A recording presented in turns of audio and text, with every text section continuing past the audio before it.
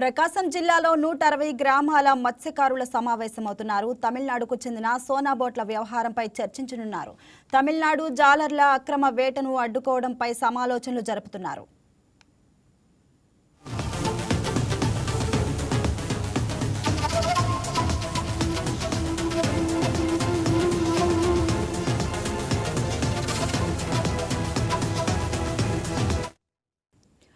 జువ్వలదిన్నె ఘటనపై ఆందోళన వ్యక్తం చేసిన మత్స్యకారులు తీరంలోని గస్తీని పెంచాలని కోరుతున్నారు. 160 గ్రామాలకు చెందిన 5,000 మంది మత్స్యకారులు ప్రకాశం జిల్లా సింగరాయకొండ మండలం పాకలలోని పొత్తయ్యగారి పుట్టపుపల్లెంలో సమావేశంలో పాల్గొని నిర్వహించనున్నారు. ఒంగోలు డీఎస్పీ రాయపాటి శ్రీనివాసరావు గ్రామంలో పర్యటించి స్థానికులతో మాట్లాడారు.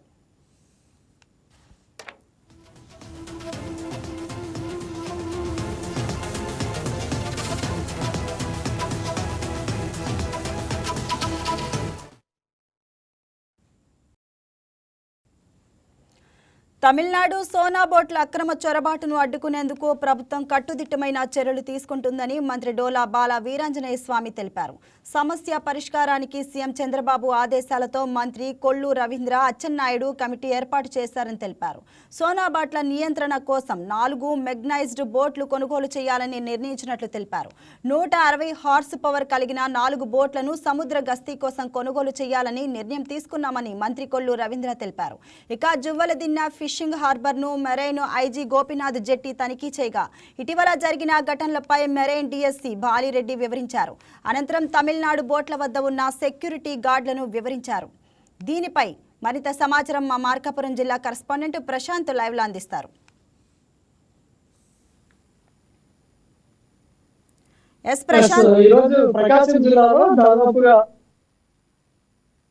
ప్రశాంత్ చెప్పండి, మరి సమావేశంలో ప్రధానంగా ఎటువంటి అంశాలపై చర్చలు జరగబోతున్నాయి? ఈ రోజు ప్రకాశం జిల్లా సింగరాయకొండ మండలంలోని పాకాల సమీపంలో గల గ్రామంలో ఇవాళ దాదాపు 160 గ్రామాల మత్స్యకారులు అయితే ఈ రోజు సమావేశం కాబోతున్నారు. ప్రధానంగా రాష్ట్రంలోని తీర ప్రాంత పరిధిలో అక్రమంగా వేట సాగిస్తూ గత నెలలో దొరికినటువంటి తమిళనాడుకు చెందినటువంటి సోనా బోట్లు ఇది నెల్లూరులోని జువ్వలదిన్నెలో భద్రపరిచారు. అయితే కొందరి సహకారంతో ఇటీవల 10 రోజుల క్రితం అయితే అర్ధరాత్రి వేళ ఆ యొక్క సోనా బోట్లను వారైతే అక్కడి నుంచి తరలించుకోవడం జరిగింది. ఈ నేపథ్యంలోనే ఈ యొక్క రాష్ట్రంలోని మొత్తం సుమారు 160 గ్రామాలకు చెందినటువంటి మత్స్యకారులు దాదాపుగా 5,000 మంది మత్స్యకారులు ఈ రోజు ప్రకాశం జిల్లా సింగరాయకొండ మండలంలోని పాకలోని ఒక పాలెం అనేటువంటి గ్రామంలో ఇవాళ సాయంత్రం 4 గంటలకైతే వారందరూ కూడా సమావేశం కాబోతున్నారు. ఈ నేపథ్యంలోనే ఆ విషయం తెలిసినటువంటి పోలీసులు కూడా అక్కడికి చేరుకొని ఎలాంటి అవాంఛనీయ ఘటనలు జరగకుండా సానుకూలంగా ఈ యొక్క సమావేశం నిర్వహించుకోవాలని చెప్పేసి ఆ ఒంగోలు డీఎస్పీ రాయపాటి శ్రీనివాస్ అయితే తెలిపారు. అదే విధంగా శాంతియుతంగా ఈ యొక్క సమావేశం నిర్వహించుకోవాలి, దీనికి ప్రభుత్వం నుంచి కూడా సహకారం అందిస్తామని చెప్పేసి కూడా ఆయన చెప్పడం జరిగింది.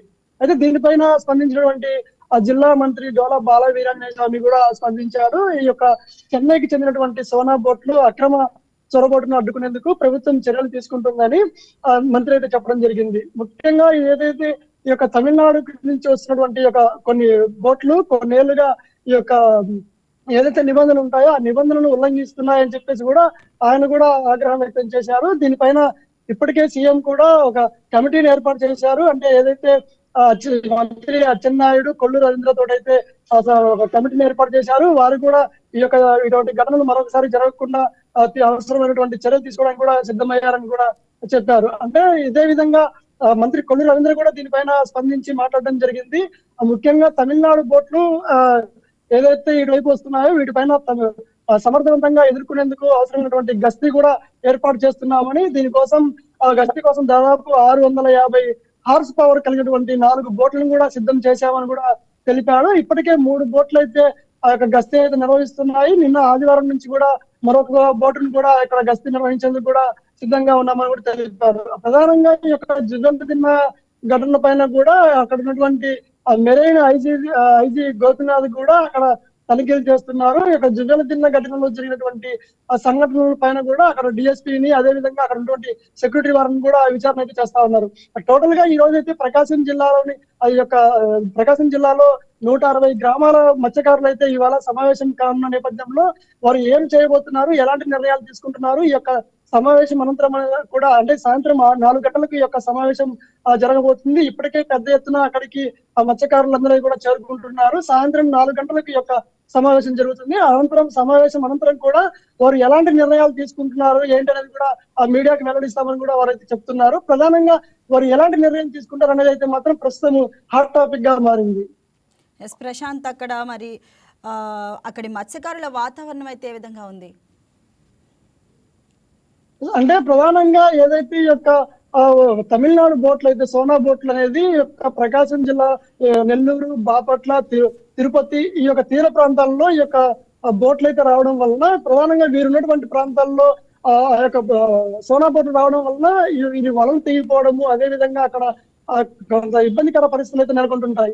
ఈ నేపథ్యంలోనే ఈ యొక్క ఏపీలో ఉన్నటువంటి దాదాపు ఇవాళ 160 గ్రామాల మత్స్యకారులు అయితే ఈ యొక్క ప్రకాశం జిల్లాలోని ఈ యొక్క సింగరాయకొండ మండలంలోనే అయితే పాకల సమీపంలో ఉన్నటువంటి పాకలలోని పోతయ్య గారి గూడెం పట్టపు పాలెం అనేటువంటి గ్రామంలో దాదాపు 160 గ్రామాల నుంచి మత్స్యకారులు అక్కడికి పెద్ద ఎత్తున చేరుకుంటున్నారు. ఇప్పటికే అక్కడికి పెద్ద ఎత్తున చేరుకున్నారు. కాసేపట్లో అంటే ఇవాళ సాయంత్రం 4 గంటలకు వారందరూ కూడా సమావేశం కాబోతున్నారు. అంటే అసలు వారు ఎలాంటి నిర్ణయం తీసుకోబోతున్నారు, దీనిపైన ఇప్పటికే ప్రభుత్వం స్పందించింది. ఏదైతే తమిళనాడు బోట్లు అయితే అక్కడికి వస్తున్నాయో వాటిపైన చర్యలు తీసుకుంటాము, వాటిని ఎదుర్కొనేందుకు అవసరమైనటువంటి ఆ బోట్లను కానీ అక్కడ సిబ్బంది కూడా ఏర్పాటు చేశాము. వీరు నిరంతరం కూడా గస్తీ నిర్వహిస్తుంటారు. అవసరమైతే వారికి ఆ యొక్క గస్తీ నిర్వహించేటువంటి సిబ్బందికి తుపాకులు సైతం కూడా ఇస్తామని కూడా ప్రభుత్వం నుంచి అయితే చెప్తున్నారు. అయితే ఈ నేపథ్యంలో ఇక్కడ మత్స్యకారులు అయితే మాత్రం కాస్త ఆందోళన కలిగిస్తున్నటువంటి విషయం ఏంటంటే గతంలో ఏదైతే సోనా బోట్లతో వచ్చినటువంటి బోట్లను అదుపులోకి తీసుకున్న నేపథ్యంలో ఒక 10 రోజుల క్రితము ఆ యొక్క జువేల దిన్నలో ఉన్నటువంటి ఆ యొక్క బోట్లను అయితే మాత్రం కొందరు అక్కడి నుంచి తీసుకెళ్లడం జరిగింది. ఈ నేపథ్యంలో వారు కాస్త ఆందోళన చెందుతున్నారు. దీని పట్ల ఎలాంటి నిర్ణయం తీసుకోవాలి, వారు మరలా ఇటువంటి ఘటనలు చోటు చేసుకోకుండా ప్రభుత్వం అయితే చర్యలు చేపడుతుంది. అయితే మనం ఎలాంటి నిర్ణయాలు తీసుకోవాలి, ఇలాంటి ఘటనలు మరోసారి జరగకుండా ఉండేందుకు మనం ఎలాంటి నిర్ణయాలు తీసుకోవాలనేటువంటి విషయం మీద అయితే మాత్రము దాదాపు 160 గ్రామాలకు చెందినటువంటి మత్స్యకారులందరూ అయితే అక్కడ ఏర్పాటు అవుతున్నారు. ఇప్పటికే అక్కడికి పెద్ద ఎత్తున చేరుకున్నారు. కాసేపట్లో అంటే దాదాపు 4 గంటలకైతే వీరు పెద్ద ఎత్తున దాదాపుగా 160 గ్రామాల నుంచి అయితే మాత్రం వేలాది మందిగా మత్స్యకారులు అయితే అక్కడికి చేరుకుంటున్నారు. కాసేపట్లో అయితే వారి సమావేశం అనంతరం అయితే మాత్రం వారి యొక్క నిర్ణయాలు అనేది మీడియాకు తెలుపుతామని కూడా ప్రస్తుతానికి అయితే చెప్తున్నటువంటి పరిస్థితి ఉంది. Thank you Prashanth.